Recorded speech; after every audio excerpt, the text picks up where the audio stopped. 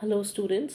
तो अब हम चलते हैं हमारे चैप्टर के नेक्स्ट क्वेश्चन पे, जो कि है यूनिफिकेशन ऑफ जर्मनी। तो बेटा इसको भी बहुत अच्छे से सुनिएगा, क्योंकि ये भी एक बहुत इम्पॉर्टेंट क्वेश्चन है नेशनलिज्म इन यूरोप में से, जो बहुत बार देखा गया है in the board question paper. Okay, तो आप इसको भी बहुत ध्यान से सुनिएगा।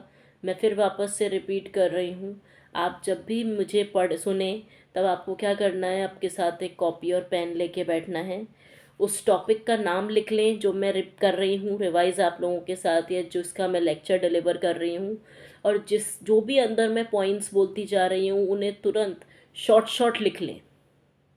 तो इससे क्या होगा, आपको आंसर की फॉर्मेशन में बहुत हेल्प होगी, और आपको ये पता रहेगा कि क्या आंसर में क्या क्वेश्चन में क्या आंसर लिखना है। तो this will be like easy for you. Okay, so let's start now. देखिए, feeling of nationalism was widespread among the middle class people of Germany. जो भी नेशनलिज्म की भावना थी वो जर्मनी के मिडिल क्लास लोगों में आई थी। जैसा कि मैं आपको बार बार कह चुकी हूँ कि मिडिल क्लास लोगों को ही बदलाव की ज़रूरत थी, कंजर्वेटिव्स को बदलाव की ज़रूरत नहीं थी, और वो बदलाव चाहते भी नहीं थे। तो जब आप यूनिफिकेशन ऑफ जर्मनी की बात करेंगे तो सबसे पहले आप यही लिखेंगे कि जर्मनी में जो नेशनलिज्म की भावना आई थी, जो देशभक्ति की भावना आई थी, वो आई थी जर्मनी के मिडिल क्लास लोगों में।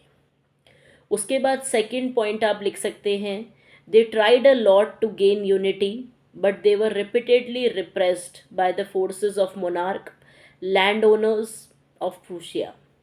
अब देखिए, ऐसा नहीं है कि मिडिल क्लास लोगों ने बेचारों ने कोशिश नहीं की देश को यूनाइट करने की, ऐसा नहीं है। इन्होंने बहुत बार कोशिश की देश को यूनाइट करने की, लेकिन इन्हें बार बार में दबा दिया गया। और इनको किसने दबाया? इनको दबाया राजा की फोर्सेस ने। जो वहाँ के मोनार्क थे उनकी सेनाओं ने इनको बार बार में सप्रेस किया, और उसके अलावा प्रूशिया के लैंड ओनर्स ने भी इनको बार बार में दबाया। इट मीन्स जब भी ये अपने हक के लिए खड़े होते थे तो इन्हें सप्रेस कर दिया जाता था। तो इस तरह का सिनेरियो चल रहा था यहाँ पूरा, कि मिडिल क्लास लोग अपनी आज़ादी के लिए लड़ रहे थे, लेकिन समय समय पर राजा की फोर्सेस, या फिर आप कह सकते हैं कि लैंड ओनर्स जो थे प्रूशिया के, वो उन्हें समय समय पर सप्रेस कर दिया करते थे। मतलब जब भी इनकी आवाज़ ऊंची होती तो इनकी आवाज़ को नीची कर दिया जाता था। और एक बात का और ध्यान रखिएगा बेटा, कि जो लैंड ओनर्स थे यहाँ के, उन्हें जंकर्स कहा जाता था। तो डोंट गेट कंफ्यूज, अगर आप जंकर लिख रहे हैं तो ब्रैकेट में आप लैंड ओनर लिख दें, जिससे ये पता चले टीचर को भी, चेक करने वाले को, कि हाँ बच्चे को ये चीज़ पता है कि वहाँ यूरोप में प्रूशिया के जो लैंड ओनर्स थे उन्हें जंकर्स भी कहा। ये चीज़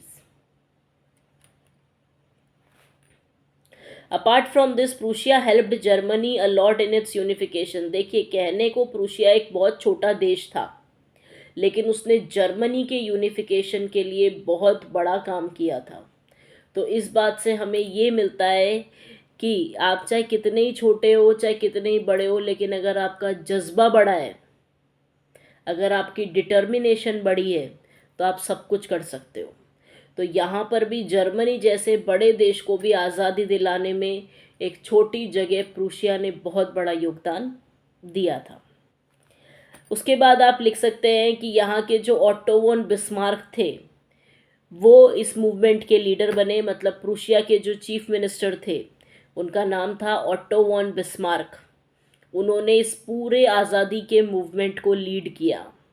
मतलब जैसे कि ग्यूसिपी मेज़िनी की हमने बात करी, कैवोर की हमने बात करी, ग्यूसिपी गैरिबल्डी की हमने बात करी, जिन लोगों ने इटालियन यूनिफिकेशन में बहुत बड़ा योगदान दिया, उसी तरीके से जर्मन यूनिफिकेशन में ऑट्टो वॉन बिस्मार्क ने भी बहुत बड़ा योगदान दिया, जो कि चीफ मिनिस्टर थे। उसके अलावा 3 Wars took place for 7 years. और ये आज़ादी जर्मनी को इतनी आसानी से नहीं मिली। जर्मनी ने इस आज़ादी को पाने के लिए 3 लड़ाइयाँ लड़ी, जो लड़ाइयाँ 7 साल तक चली। और ये लड़ाइयाँ चली ऑस्ट्रिया के साथ, डेनमार्क के साथ एंड फ्रांस के साथ। इन 3 देशों के साथ 3 लड़ाइयाँ लड़ी गई 7 साल तक, तब जाके जर्मनी को अपना यूनिफिकेशन, अपनी आज़ादी मिली है। उसके बाद क्या हुआ, प्रूशिया का एक राजा था जिसका नाम था काइसर विलियम फर्स्ट। जब जर्मनी यूनिफाइड हुआ तो इनको राजा बनाया गया यूनिफाइड जर्मनी का। फिर वापस से रिपीट कर रही हूँ, इनका नाम था काइसर विलियम फर्स्ट। इन्हें यूनिफाइड इटली का राजा बनाया गया। बहुत तेज सुबह सुबह ठंड में 18 जनवरी 1871 में ये सेरेमनी हुई। इनके राज तिलक का समारोह किया गया, इनकी जो सेरेमनी थी वो की गई, और उसमें ऑटो वन बिस्मार्क भी मौजूद थे।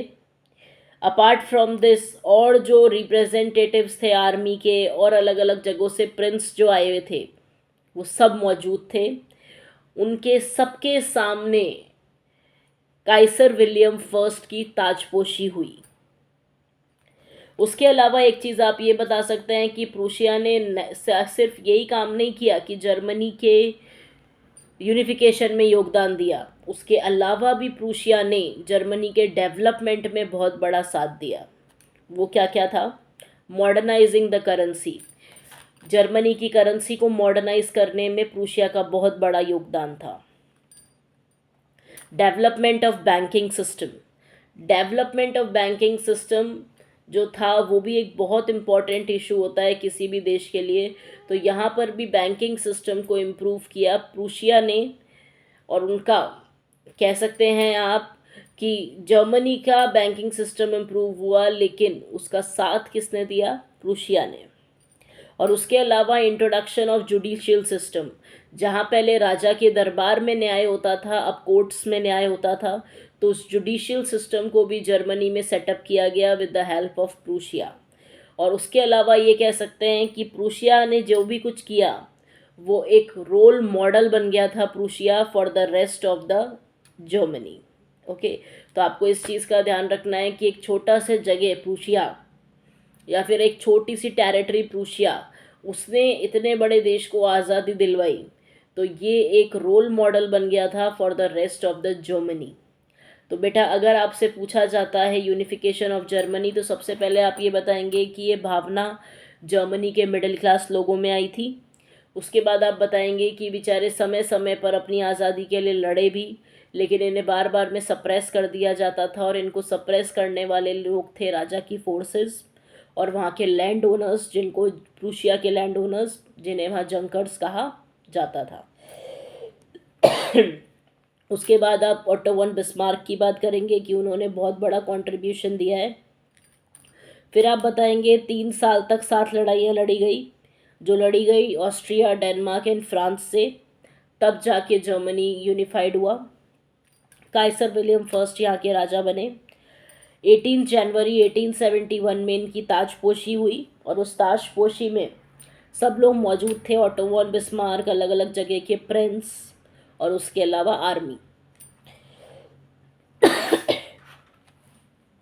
देन आप ये बता सकते हैं कि प्रूशिया ने एक बहुत बड़ा योगदान दिया for the development of Germany. क्या क्या चीज़ें हुई? सबसे पहले modernising of currency, second introduction of banking system, third introduction of judicial system, और ऐसे प्रूशिया रोल मॉडल बन गया for the rest of the Germany.